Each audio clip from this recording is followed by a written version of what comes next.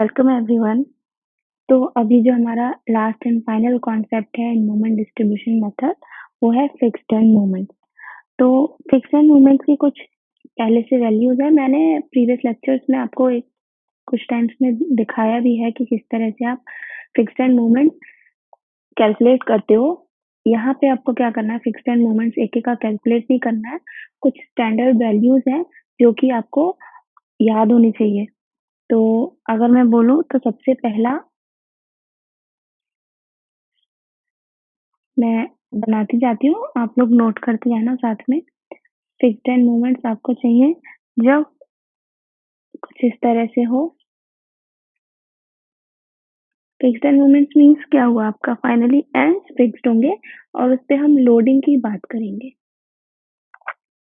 हम बोल रहे हैं एंड्स फिक्स्ड होंगे बट लोडिंग की बात करेंगे।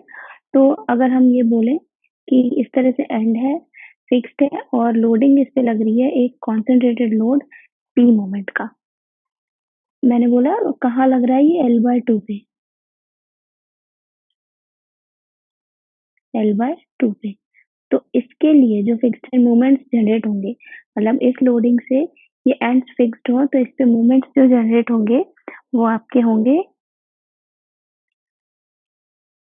मैं अगर इसको बोलूँ, मैंने नाम दे दिया इस पॉइंट का, इसका ए, इसका बी, ठीक है। तो अगर मैं बोलूँ ये फिक्स्ड एंड मोमेंट है तो एम बार बी ए बोलूंगी इसको। ठीक, एक तो ये हुआ एम बार बी ए, ये मोमेंट हुआ आपका एम बार ए बी, ठीक है। अब मैं एम बार बी ए की वैल्यू बोलूँ तो मैं इसको लिखूंगी PL/8, ये आपको याद रखना है। और ये हुआ आपका, ये भी PL/8, बट आप यहाँ ऑब्जर्व कर सकते हो डायरेक्शन डिफरेंट है, ठीक है। तो ये हुआ आपका फिक्स्ड एंड मोमेंट।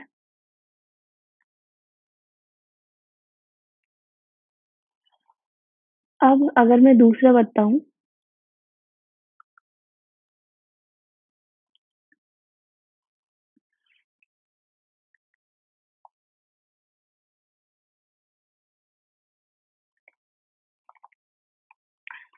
अच्छा देखो मैं क्या कर रही हूँ, मैंने आपको बताया ये इस तरह से जनरेट होगा, ठीक है। M bar B A D point पे क्लॉकवाइज एंड यहाँ पे एंटी क्लॉकवाइज।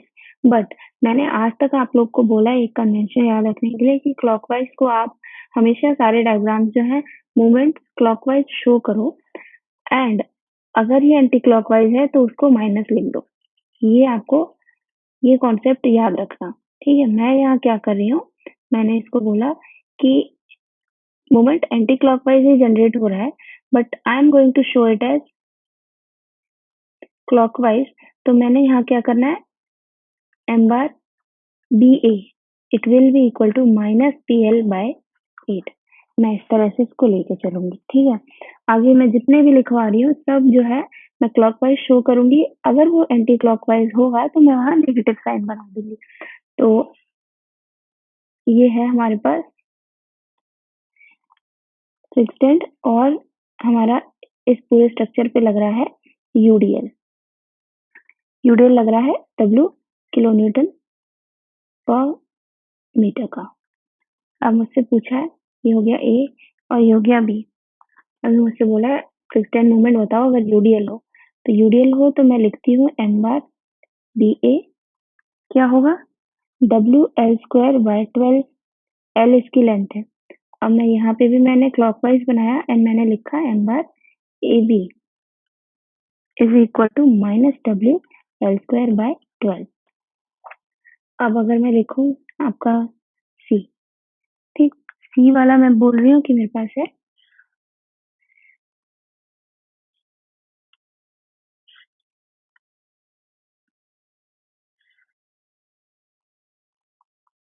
मेरे पास फिक्स्ड एंड है ये भी, एंड मैंने बोला कि यहाँ लोड लग रहा है बट कहाँ, सेंटर पे ना होकर ये डिस्टेंस ए है, ये डिस्टेंस बी है, ठीक, इतने डिस्टेंस पे मान लो लग रहा है। तो अगर मैं फिक्स्ड एंड मूवमेंट बनाऊं तो इसके क्या बनेंगे, आपका एम बार आएगा T A² B P A square B divided by L square. अगर आप यहाँ पे मोमेंट देना चाहो तो आपका एम बार आएगा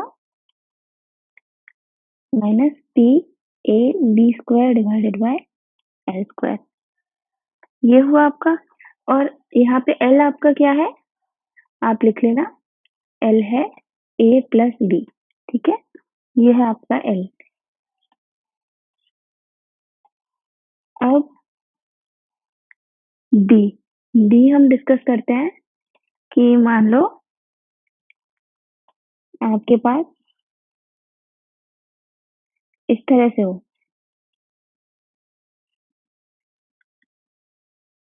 फिक्स्ड एंड का कॉन्सेप्ट समझ में आ रहा है आपको? एंड्स फिक्स्ड होंगे और उस टाइम पे आपका कोई भी लोड लग रहा हो तो आपकी क्या मूवमेंट इंड्यूस्ड होंगे यहाँ एंड्स पर, वो वैल्यू है। और इसका काम क्या आएगा, ये काम आपका भी मोमेंट डिस्ट्रीब्यूशन कैलकुलेशन में आएगा, तो वो देखना आप। तो मैंने ये बोला हाफ पे डब्ल्यू किलो न्यूटन पर मीटर का लोड लग रहा है, ये L/2 है और ये L/2 है। मैंने बोला ये ए, ये बी। अब मुझसे पूछा कि फिक्स्ड एंड मूवमेंट बताओ इस तरह से क्या जनरेट होंगी। ये हो गया हमारा एम बार बी ए, इसकी वैल्यू होगी एम बार बी ए इस केस में, ये होगा 5/192 डब्ल्यू एल स्क्वायर। अब इस केस में M bar A B is equal to -1/11/192 W L square. ये आपको वैल्यू ध्यान रखनी है। अब नेक्स्ट अगर मैं लिखूं,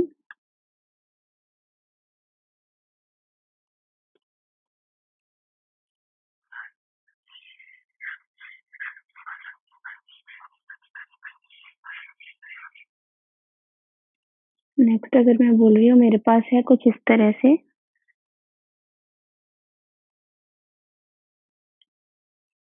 एंड फिक्स्ड है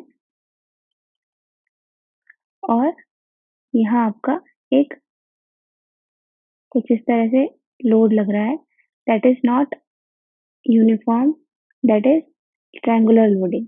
मैंने बोला ट्रायंगुलर लोडिंग लगी हुई है।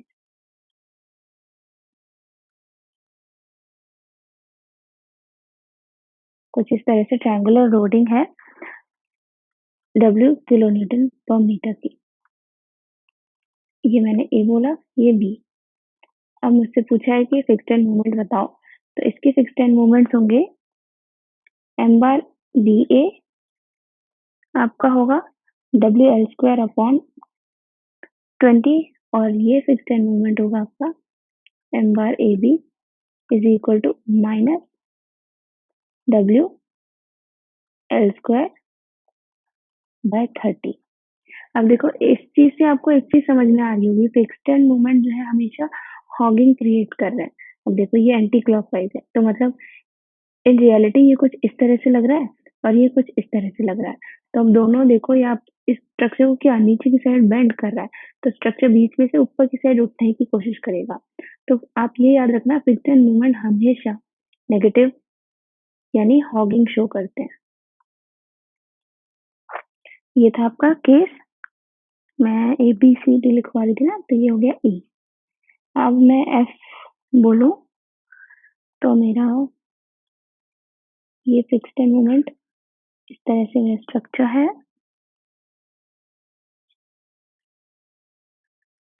अब की मैंने क्या किया, ट्रायंगुलर लोडिंग इस तरह से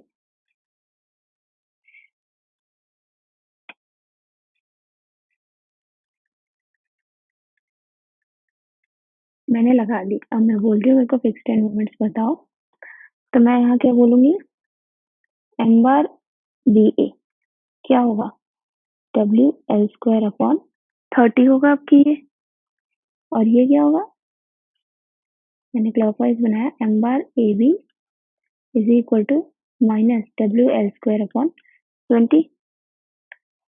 अब अगर मैं बोलूँ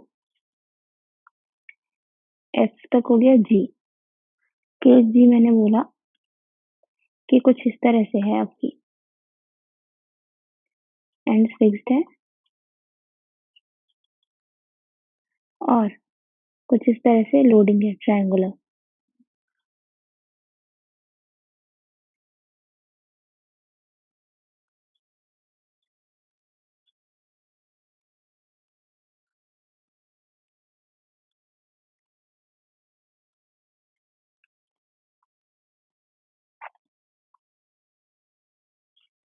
अब मैं बोलूँ अगर एम बार बी ए, अच्छा ये आप ध्यान रखना ये कॉमन है, मैंने ये पॉइंट ए है बी है, इसी तरह से ये भी ए बी, ये भी ए बी, तो मैंने लिखा एम बार बी ए की वैल्यू होगी 5W L² अपॉन 96 और एम बार ए बी क्या होगा, ये होगा -5W L² bye 96।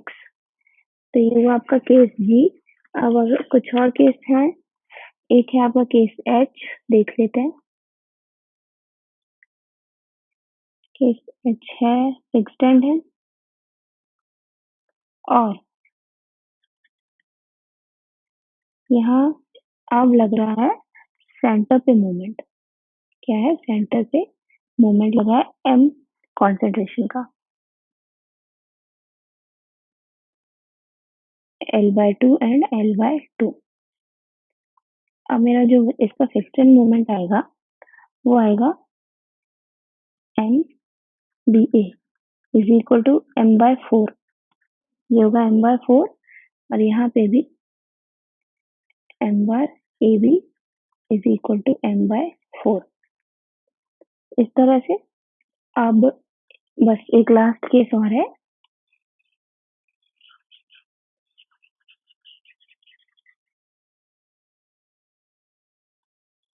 Case I.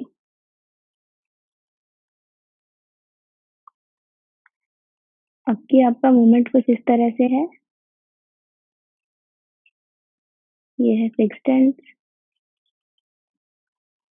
और आपका जो मोमेंट है वो सेंटर में ना होके यहाँ से ए डिस्टेंस यहाँ से बी डिस्टेंस पे है। तो अगर मैं फिक्स्ड एंड मोमेंट लिखूं तो क्या होगा, एम बार बी ए की वैल्यू होती है M A into 2B - A by L² और एम बार ए बी की वैल्यू होती है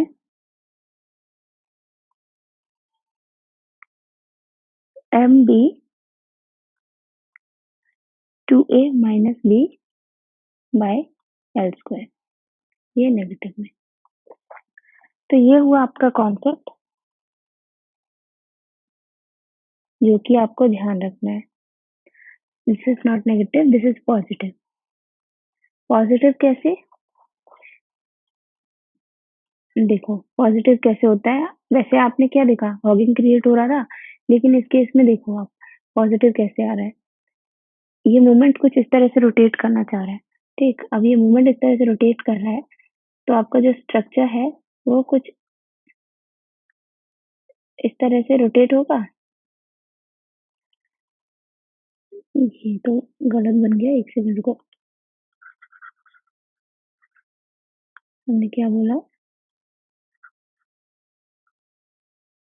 कि स्ट्रक्चर क्या कर रहा है,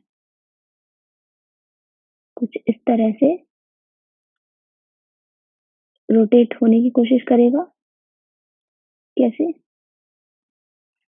इस तरह से। तो ये रोटेशन यहाँ पे और ये रोटेशन यहाँ पे, सेम ही तो रोटेशन यहाँ आएगा, जो डायरेक्शन में यहाँ पे आ रहा है उसी डायरेक्शन में यहाँ आएगा, तो आपका ये पॉजिटिव आता है, ठीक। तो ये हुए टोटल फिक्स्ड मूवमेंट जो कि आपको याद रखने हैं। अब मैं क्या कर रही हूँ, फाइनल, अभी तक हमने सारे कॉन्सेप्ट पढ़ लिए जो कि हमको मूवमेंट डिस्ट्रीब्यूशन के किसी भी एक क्वेश्चन को सॉल्व करने के लिए जरूरी थे। अब हम क्या करेंगे, क्वेश्चंस देखना स्टार्ट करते हैं।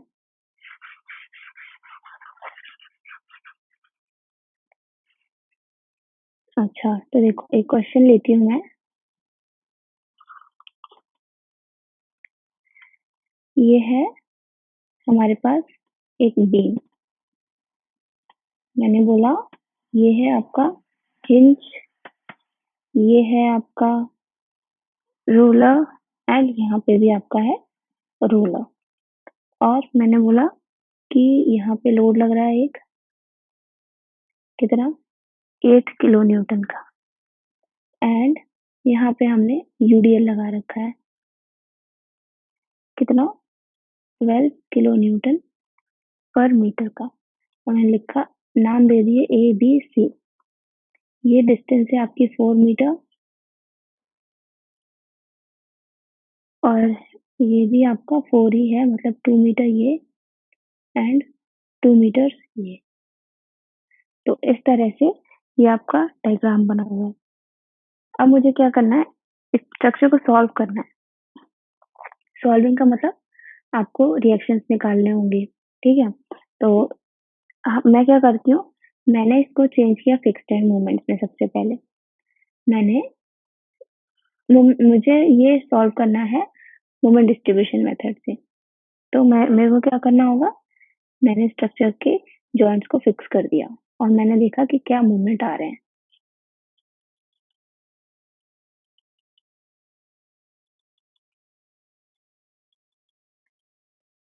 ठीक है तो मैंने क्या किया अब यहाँ पे यूडीएल लगा था यूडीएल 12 किलो न्यूटन पर मीटर का और यहाँ लग रहा था यूनिट लोड 8 किलो न्यूटन का। अब मुझे इसकी वजह से फिक्स्ड मूवमेंट्स मिलेंगे। हाँ मिलेंगी कुछ इस तरह से। तो फिक्स्ड मूवमेंट्स क्या होंगे स्टेप बाय स्टेप चलते हैं।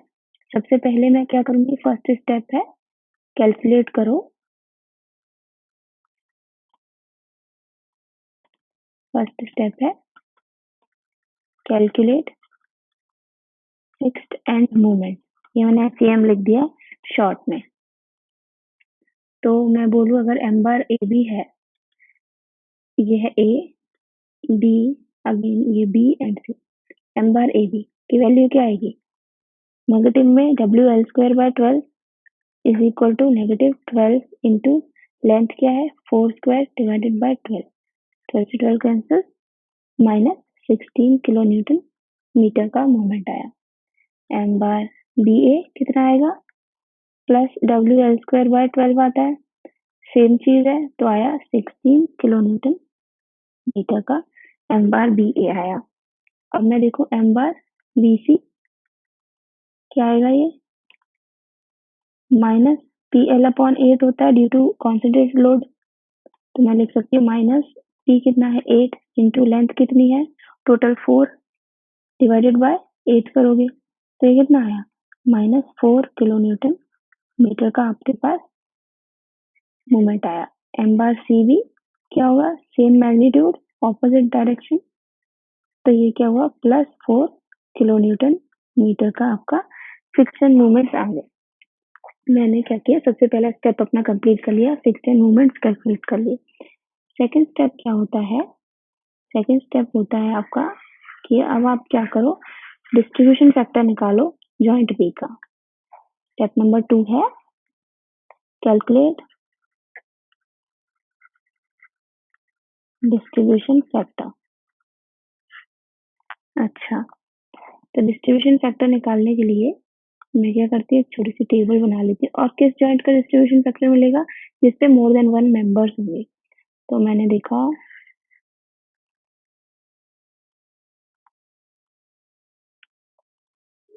यहाँ पे मैंने लिखा joint member R F sigma R F distribution factor. तो ये है हमारे पास जॉइंट ठीक है मेंबर आर एफ मैं आर एफ की हेल्प से निकाल रही हूँ ठीक sigma R F and distribution factor कुछ इस तरह से निकल आएगा।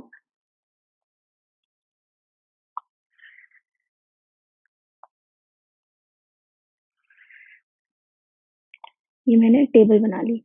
अब मुझसे बोला जॉइंट कौन से जॉइंट पे है दो मेंबर बी पे मैं बी पे देखूंगी। पहला मेंबर मैंने देखा बी टू ए दूसरे मेंबर में देखूंगी B to C. B to A B to A अगर रियल टाइम देखो तो आपका फार एंड हिंज्ड है। क्या है फार एंड हिंज्ड। तो क्या होगा 3/4 I/L, ठीक है। अब B to C, अब देखो पार एंड आपका क्या है, हिंज्ड है। हिंज्ड रोलर है, रोलर का मतलब क्या है, ये भी तो मूवमेंट नहीं कैरी कर रहा ना, तो ये भी, इसको भी आप एक तरह से हिंज कंसिडर करके चलोगे। तो मैं यहाँ पे भी लिख सकती हूँ 3/4 I/L। हाँ, तो मैंने जो फाइनल सिग्मा RS देखा, उसकी कितनी वैल्यू देखी, मैंने देखा 3/4 तो मेरा आया 6/16, है ना, 6/16 आया, 16 I/L। अब मैं डिस्ट्रीब्यूशन फैक्टर देखूं तो ये भी आ गया 0.5, मतलब जो भी मूवमेंट जनरेट होगा बी पे वो हाफ हाफ डिस्ट्रीब्यूट हो जाएगा, ठीक है।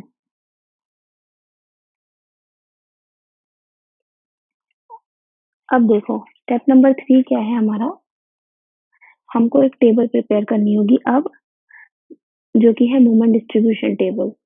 अब मैं क्या करूँ, ये सब रिमूव कर देती हूँ।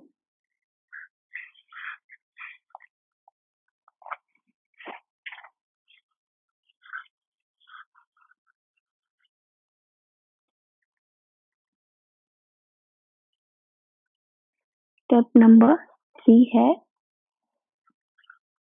प्रिपेयर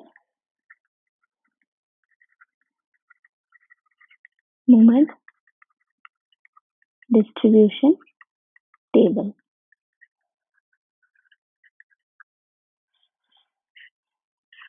ठीक। अच्छा, तो ये टेबल कुछ इस तरह से बनेगी।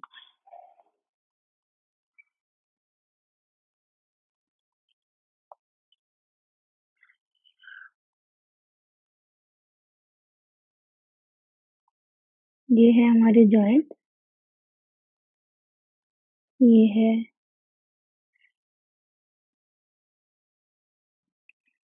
फाइनली बना के फिर देखते हैं।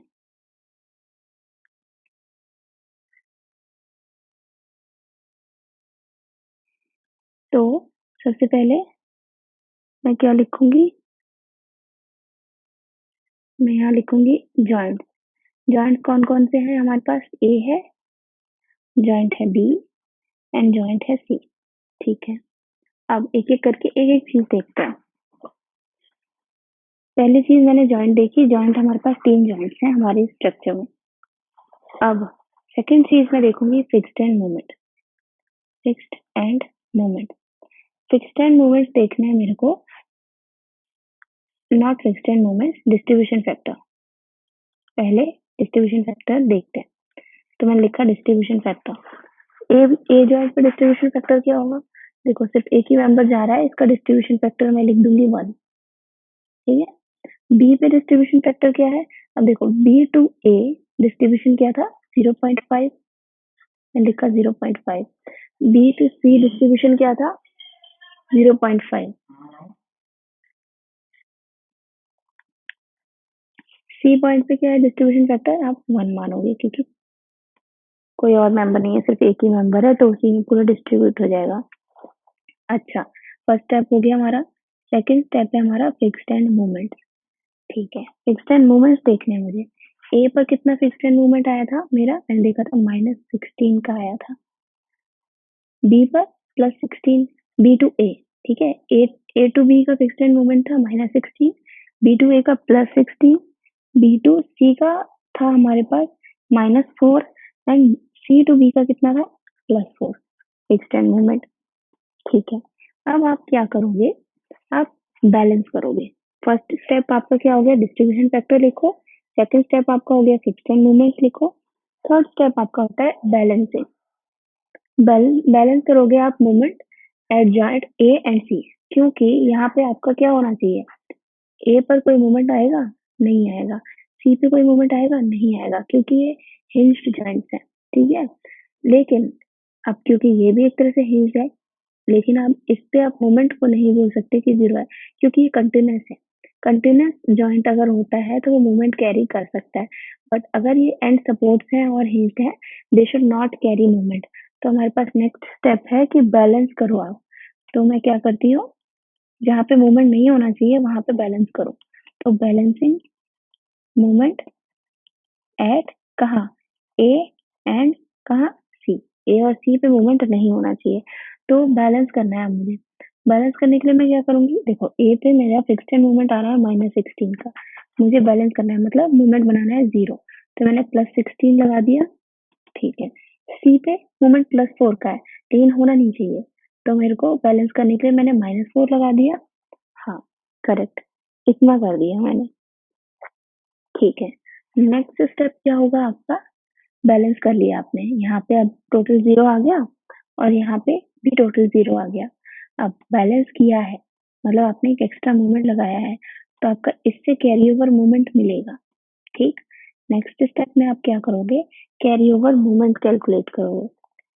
तो 16 का जो कैरी ओवर मूवमेंट है, मानो रुको मैं एक लाइन खींच देती हूँ नहीं तो आपको डाउट हो जाएगा। ये डिस्ट्रीब्यूशन फैक्टर का हमने किया सबसे पहले। अब मैं क्या कर रही हूँ, फिक्स्ड एंड मूवमेंट देखे मैंने, फिर मैंने बैलेंसिंग करी। बैलेंसिंग के बाद अब मैं carry over movement, just a second, leave it here, will do carry over movements here. ठीक है, अब मैं क्या कर रही हूँ, बैलेंस कर रही हूँ कैरी ओवर मूवमेंट। अच्छा, तो अब मैंने +16 लगाया है तो इसका कुछ कैरी ओवर बी पे जाएगा। हाँ, कितना जाएगा, कितना जाएगा, हाफ जाएगा, क्योंकि इसका बी का कैरी ओवर कितना है 0.5।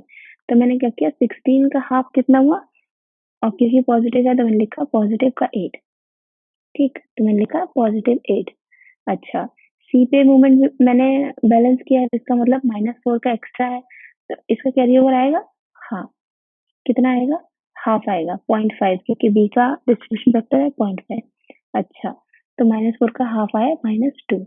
ओके, अब क्या हुआ, ये आपका carry over movement next step हो गया। पहला distribution factor, fixed and movement, तीसरा आपने बैलेंसिंग करी, चौथा कैरी ओवर मूवमेंट किया। अब आप क्या करोगे, नेट फिक्स्ड एंड मूवमेंट निकालो। क्या देखो आप, नेट फिक्स्ड एंड मूवमेंट देखो। अच्छा, आपने ए जॉइंट पे नेट फिक्स्ड एंड मूवमेंट देखा, अब कितना आ रहा है 0। बी पे कितना आ रहा है 16 प्लस 8, कितना हुआ, पॉजिटिव का 24 आ रहा है। और यहाँ पे बी टू सी पे कितना आ रहा है, -6, तो आया -6 आ रहा है। यहाँ पे आपका 0 आ रहा है। तो आपने क्या किया, कैरी ओवर मूवमेंट के बाद आपने नेट मतलब नेट फिक्स्ड मूवमेंट्स निकाल लिए। ठीक है, अब आप क्या करो, नेट फिक्स्ड मूवमेंट्स निकालने के बाद फिर से बैलेंसिंग करो। 5 6 क्या हुआ, अगेन बैलेंसिंग, मैंने बैलेंसिंग करी, तो ये तो पूरा बैलेंस्ड है, इसको जरूरत नहीं है। मैंने ये किया, यहाँ पे बैलेंसिंग करी, तो मैंने क्या देखा, मेरा अब देखो +24 -6, तो टोटल यहाँ पे अभी बी जॉइंट पे कितना मूवमेंट है, +24 एंड -6 का मूवमेंट है। तो आपके पास टोटल +18 किलो न्यूटन मीटर का मूवमेंट अभी बी पर है। अब आपको क्या करना है, हाफ ऑफ, क्योंकि देखो बी का डिस्ट्रीब्यूशन फैक्टर क्या है 0.5, लेकिन कैसे डिस्ट्रीब्यूट हो रहा है 24 और -6 के उसमें डिस्ट्रीब्यूट हो रहा है। तो आपको क्या करना होगा, +18 किलो न्यूटन मीटर आया है, आपको क्या करना होगा, -18 किलो न्यूटन मीटर आप क्या करो, बैलेंसिंग के लिए लगाओ। ठीक है, क्योंकि 18 का इम्बैलेंस है ना आपका बी पे भी, आपको इस इम्बैलेंस को जो है क्या करना होगा, कंसीडर करके इसको रिमूव करना है इम्बैलेंस को। +18 का इम्बैलेंस है अभी यहाँ पे, आपको जॉइंट बी बैलेंस करना है। तो आपने क्या किया, -18 का मूवमेंट यहाँ लगाया। अब -18 का 0.5 और 0.5 से डिस्ट्रीब्यूट होगा, तो मतलब क्या आया, आप -9 करो और -9 आपने किया। ठीक, अब मैं क्या करूंगी, मेरा नेक्स्ट स्टेप फिर से क्या होगा,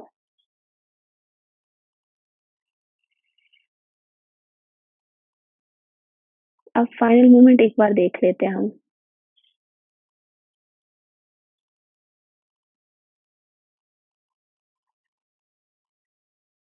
फाइनल मूवमेंट देखो, फाइनल मूवमेंट यहाँ क्या आ रहा है, 0 आ रहा है, ये मैंने 7th स्टेप देखा। अब यहाँ पे क्या आ रहा है, 24 -9 कितना हुआ, पॉजिटिव का 15। यहाँ पे फाइनल मूवमेंट क्या हुआ, 9 -9 -6 प्लस का 15, और यहाँ क्या हुआ 0। अच्छा, पॉजिटिव का 15 मतलब क्लॉकवाइज, नेगेटिव ये मैंने गलत साइन बना दिया, दिस इज -15 राइट। तो आपने क्या देखा, -15, तो ये आपका आ रहा है एंटी क्लॉकवाइज। तो आपने यहाँ क्या देखा, आपने डी पर भी बैलेंस कर दिया, ठीक, डी पे मूवमेंट आएगा लेकिन बैलेंस आना चाहिए, हाफ हाफ ही जाना चाहिए अकॉर्डिंग टू उनका जो डिस्ट्रीब्यूशन फैक्टर है।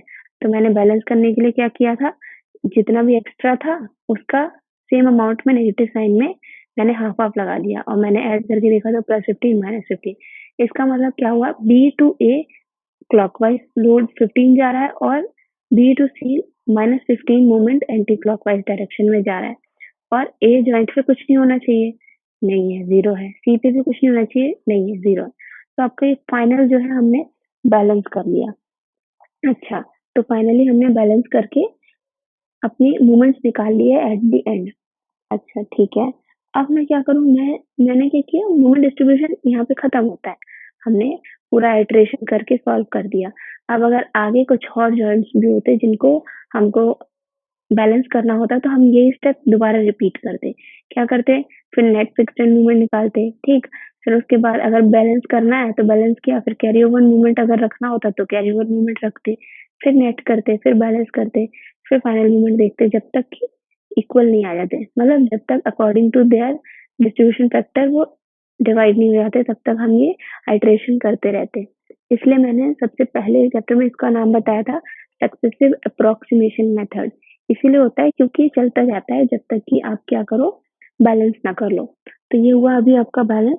अच्छा, तो ये मैंने क्या, मोमेंट डिस्ट्रीब्यूशन से पूरा सॉल्व कर दिया, मैंने बता दिया क्या आपका किस तरह से फिक्स्ड एंड मूवमेंट्स आएंगे एंड किस तरह से आप इस मेथड को अप्लाई करने वाले हो। अच्छा, अब आप बोलोगे मुझे समझ नहीं आया इससे हुआ क्या, ये मैंने कर लिया, अब इससे क्या हुआ।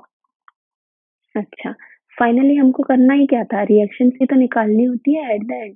आपको कोई भी स्ट्रक्चर एनालाइज करना है तो आप रिएक्शन निकालोगे। मैंने तो फिक्स्ड एंड मूवमेंट निकाल के तो कर दिया कुछ, लेकिन मुझे समझ में नहीं आया क्योंकि मुझे रिएक्शंस नहीं पता फाइनली। अच्छा ठीक है, आपने बोला, मैंने कहा ठीक है, चलते हैं। अब मैं क्या कर रही हूँ, ये जो मैंने अभी मेथड जो भी किया इसकी हेल्प से अब मैं रिएक्शंस निकालूंगी। कैसे, तो मेरा जो फोर्थ स्टेप होगा, कैलकुलेट रिएक्शन।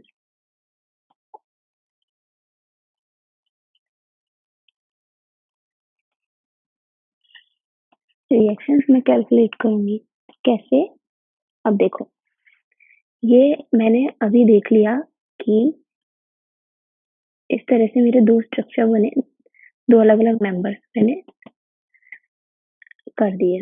अब मैंने क्या देखा, ये है मेरे पास, इस पे लग रहा है एक्सटर्नल लोड यूडीएल, इस पे लग रहा है कॉन्सेंट्रेटेड कितना 8 किलो न्यूटन मीटर का, और इस पे कितना लग रहा है 12 किलो न्यूटन पर मीटर, और ये 8 किलो न्यूटन का। ठीक है, और क्या होगा, अभी हमने देखा, हमने फिक्स्ड एंड मोमेंट्स निकाल लिए थे। मैंने क्या देखा था, यहाँ पे क्लॉकवाइज आ रहा था, कितना 15, 15 आ रहा था, 15 किलो न्यूटन मीटर। और यहाँ पे हमारा मूवमेंट कितना आ रहा था, जीरो आ रहा था। अच्छा, सी पे मूवमेंट कितना आ रहा था, जीरो आ रहा था। और यहाँ पे मैंने कितना देखा था मूवमेंट, मैं शो तो क्लॉकवाइज में करूंगी, है ना, लेकिन आया एंटी क्लॉकवाइज में था, तो मैंने क्या लिखा, -15। अच्छा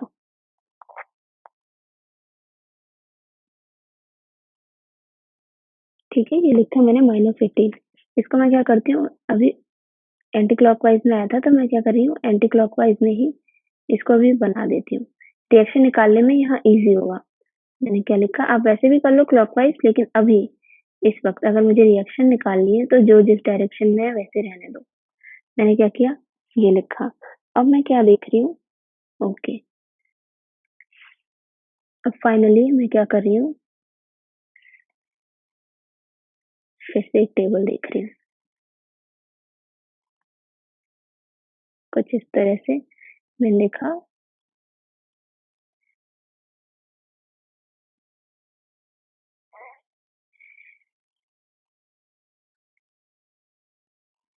ये जॉइंट है ए, है ना?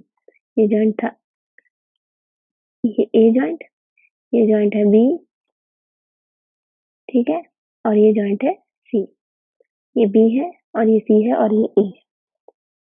अच्छा, अब मैं क्या देखूं? रिएक्शन, मैंने अपना पहला चीज लिखी, क्या? Reaction due to applied load देखती हूँ। ओके, अब क्या करो, जब आप लोड आपने अप्लाई किया हुआ है, ये रिएक्शन होंगे। एक ये हो गया आर ए, ये हो गया, मैंने माना आर बी, है ना? यहाँ पे क्या होगा? ये फिर से आर बी और ये क्या होगा? R C. ओके, मैंने क्या बोला कि reaction due to applied load, मतलब कुछ इस तरह से है आपका स्ट्रक्चर, अप्लाइड लोड लगा हुआ है 12 का। हम्म, आपका है ये आर ए, ठीक है? और ये है आपका आर बी। अच्छा, मुझे यहाँ पे निकालना है लोड, तो मैं क्या करूंगी? आर ए कैसे हो जाएगा आपका? 12, और लेंथ कितनी थी? 4, तो 12 इंटू 4 कितना होगा? 48, ठीक है? 48, अब दोनों, इन दोनों में हाफ हाफ बटेगा, हाफ हाफ मतलब 48/2, और ये भी हो गया आपका 48/2। ओके, तो मैंने फाइनली क्या देखा? 48/2, 48/2 कितना है? 24, 24। अच्छा, मैंने क्या देखा? तो यहाँ पे reaction due to applied load क्या था? ये तो था 24, ठीक है? यहाँ पे भी क्या था? ये 24 किलो न्यूटन, और यहाँ पे भी क्या था? 24 किलो न्यूटन। अच्छा, ये मैंने देखा 24 किलो न्यूटन, और दोनों की डायरेक्शन क्या है? अपवर्ड्स है। ओके, अपवर्ड डायरेक्शन है, बिल्कुल ठीक। अच्छा, अब मैं क्या देखूं? अप्लाइड लोड दूसरे मेंबर पे, तो मैंने देखा ये था आर ए, आर बी, और ये था आपका आर सी। 8 किलो न्यूटन की वजह से क्या लगेगा आपका?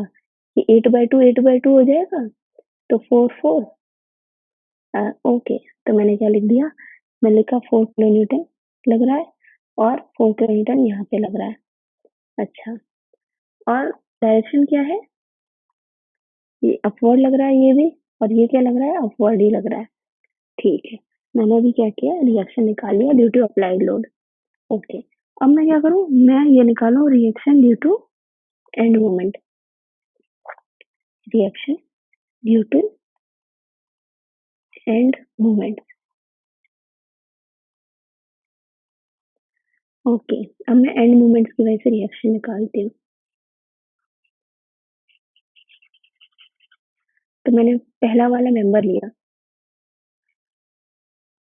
ए बी, ए बी लिया मैंने, और मैंने देखा यहाँ एंड मोमेंट क्या था? इसका तो ये तो 0 था, और यहाँ था 15। ये निकाल लिया था मैंने 15, और ये टोटल लेंथ थी आपकी 4 मीटर, और ये था आपका रिएक्शन आर ए, ये रिएक्शन आर बी। ओके, मुझे ये वैल्यू बतानी थी, तो मैंने क्या किया? सिग्मा एफ वाई किया। तो मैंने क्या देखा? R A plus R B equal to 0 आ रहा है। हाँ, आ रहा है। अच्छा, तो मैंने अब क्या किया? सिग्मा एम मोमेंट अबाउट, मान लो ए मैंने 0 ले लिया, ये 0 है, दिस इम्प्लाइज, ठीक। अब मोमेंट अबाउट ए 0 ले लिया, तो मैंने क्या देखा? मैंने देखा आर बी, मैंने एंटी क्लॉकवाइज से मैंने नेगेटिव मान लिया, minus R B into 4 plus 15 equal to 0। तो मैंने क्या देखा? आर बी मेरा आ रहा है 15/4। अच्छा, तो ये हुआ आपका 3.75। ओके, अब इसका मतलब अगर ये 3.75 है, तो आर ए क्या होगा? नेगेटिव होगा, आर बी इधर जाएगा तो माइनस हो जाएगा, तो आर ए हुआ -3.75। ओह, तो मैंने ये निकाल लिए। अब मैं क्या करी? मैं वैल्यूज लिख रही हूँ। आर ए -3.75 का मतलब समझ में आ रहा है ना आपको? डाउनवर्ड डायरेक्शन में होगा, लेकिन मैंने अपवर्ड लिया हुआ है, तो मैंने यहाँ लिख दिया 3.75, ठीक है, किलो न्यूटन। इस तरह से मैंने यहाँ पे भी लिख दिया 3.75 आ रहा है किलो न्यूटन। डायरेक्शन भी बना लेती हूँ साथ साथ। ये आ रहा है मेरा डाउनवर्ड में, और ये मेरा लेकिन अपवर्ड में ही आया। ठीक है, मैंने ये निकाल लिया। अब मैं लिख रही हूँ मेरा मेंबर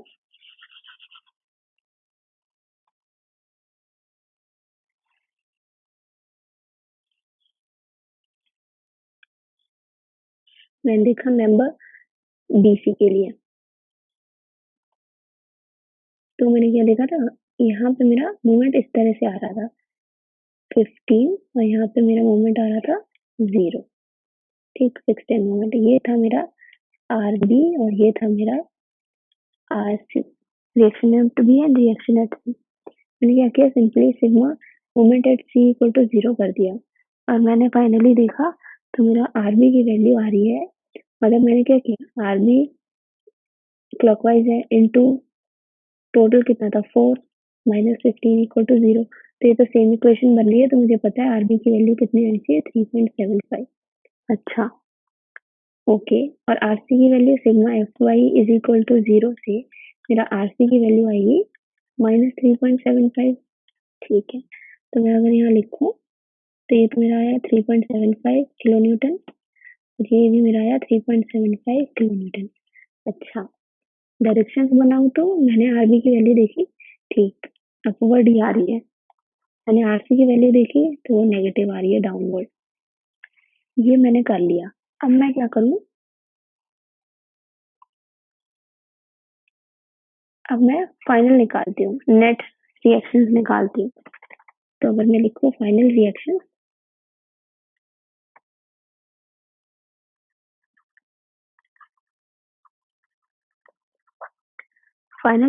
अगर मैं देखूँ तो मेरे ये क्या आएंगे,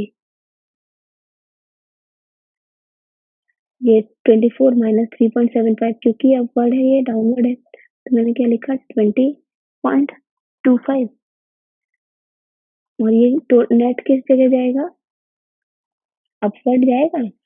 हाँ, ठीक है, मैंने अपवर्ड बना लिया।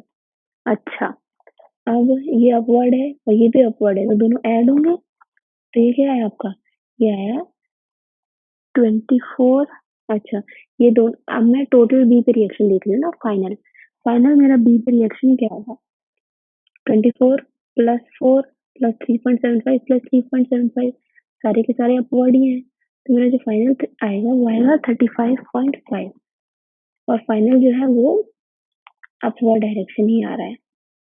ठीक, ये मैंने बी पे रिएक्शन बताया और सी पे क्या होगा, 4 माइनस 3.75, तो 0.25 आया, 0.25, और ये कौन से डायरेक्शन में आएगा, अपवर्ड। तो इस तरीके से आप जो है रिएक्शंस निकालने के लिए यूज कर लोगे मोमेंट डिस्ट्रीब्यूशन मेथड का, करेक्ट है। और ठीक, ये मैंने बना दिया फाइनल रिएक्शन, तो इस तरह से आप सॉल्व कर सकते हो और लिख सकते हो। अब मैं चाहूँ, मैं ये बोल रही हूँ कि सब तो कर लिया, अब बचा ही क्या है, एक चीज और बच रही है कि आप शेप फोर्स डायग्राम बना दो मैम और मूवमेंट डिस्ट्रीब्यूशन डायग्राम बना दो। ठीक है, मैं बना देती हूँ। इस टेबल को रिमूव कर दूं, इसके नीचे आराम से बन जाएगा, तो मैं इसके नीचे बना देती हूँ, अभी इसको रिमूव कर देती हूँ।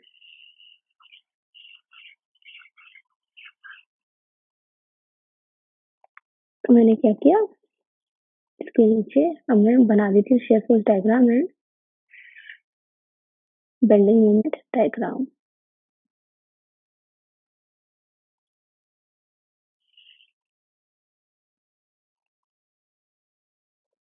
खैर ये दोनों सेम ही है, तो मैं मतलब 2 2 मीटर्स है ना, तो मैं इस डायग्राम को भी थोड़ा सा ठीक कर देती हूँ, वरना फिर बेंडिंग मोमेंट डायग्राम बनाने में इशू आएगा। तो मैंने दोनों को same length, approximate same length दे दी, ये दे दिया। ठीक, और यहाँ पे मैंने सेंटर में कहीं लोड लगा दिया एंड जॉइंट बना दिया, और ये है सी। ओके, अब इसका एक तो सेंटर होगा,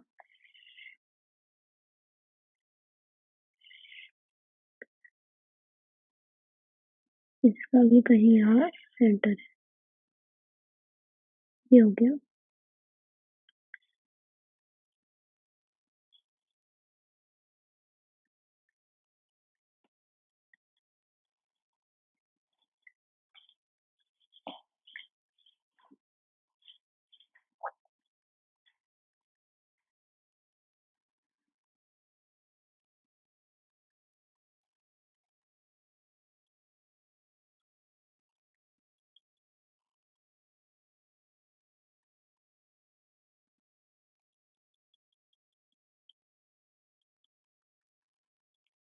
ये बन गया।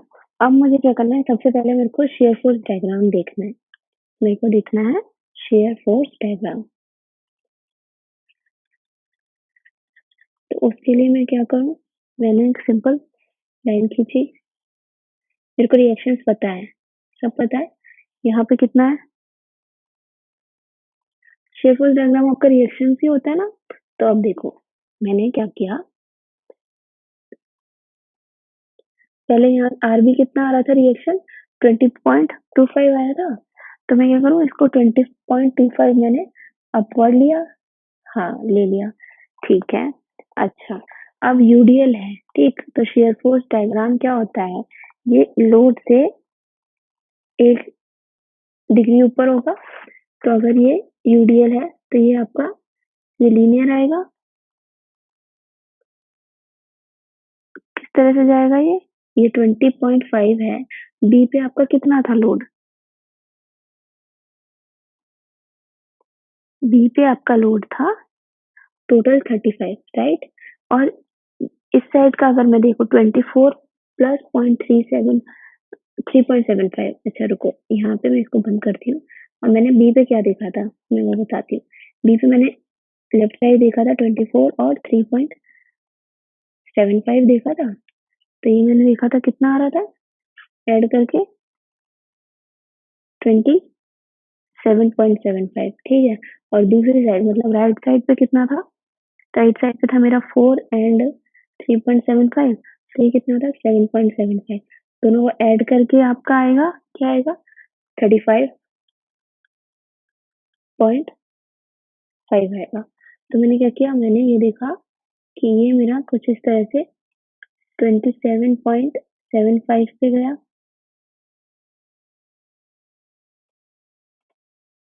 इस तरह से, और 7.75 यहाँ कहीं आया, ठीक है। मैंने क्या किया, इस तरह से मैच कर दिया इसको। 7.75 यहाँ कहीं आया। अब क्योंकि ये पॉइंट लोड है तो इसका 1 डिग्री ज्यादा होगा। इसका मतलब ये पॉइंट लोड है तो ये हमारे पास कांस्टेंट लोडिंग मिलेगी, कांस्टेंट लोडिंग मिली। अच्छा, अब मेरे से क्या बोला है, 0.25 का रिएक्शन आपको यहाँ पे आएगा। तो मैं क्या करूँ, मैं इस तरह से गई और मेरे पास फाइनल रिएक्शन कितना आया, 0.25 का। तो मैं यहाँ लिख दूँ, तो मेरे पास कितना था यहाँ पे मेरे पास था 20.25 पॉजिटिव का। और यहाँ मैं देख रही हूँ तो मेरे पास ये जो शेप का डायग्राम है, इसकी वैल्यू 27.75 नेगेटिव में आ रही है, ये पॉजिटिव में आ रही है कितनी, 7.75, और ये आपका नेगेटिव में आ रहा है 0.25। This is your shear force diagram, ठीक है। अब मैं चाह रही हूँ कि मैं बेंडिंग मोमेंट डायग्राम भी बना लूँ। तो बेंडिंग मोमेंट डायग्राम देखूँ तो ठीक है, ये हुआ मेरा, मैं यहाँ पे बना रही हूँ बीएमडी। अच्छा, तो बीएमडी सबसे पहले तो आप लोड्स की वजह से बताओ, ठीक। लोड्स की वजह से हमारा कितना आएगा, एक्सटर्नल लोडिंग थी 12 की, तो 12 की वजह से मेरा कितना आ रहा है, 24 आ रहा था। तो जो मैक्सिमम लोड भी क्या होगा, WL² बाय 8 करोगे तो वो कितना आएगा, वो आपका आएगा 24 kN/मीटर, ठीक है। तो अगर मैंने देखा तो ये मैंने माना कुछ यहाँ पर आ रहा है 24 kN/मीटर, ठीक है। तो और क्योंकि अब शेयर फोर्स से 1 डिग्री ज्यादा होता है तो ये हो जाएगा आपका क्या, पैराबोला, ठीक है। और ये वैल्यू है आपकी 24 kN/मीटर, ओके। अब क्योंकि ये क्या है आपका कॉन्सेंट्रेटेड लोड है, कितना 8 का दिया हुआ था। अब 8 का है तो PL/4 आएगा, PL/8, ठीक। तो मैंने क्या देखा,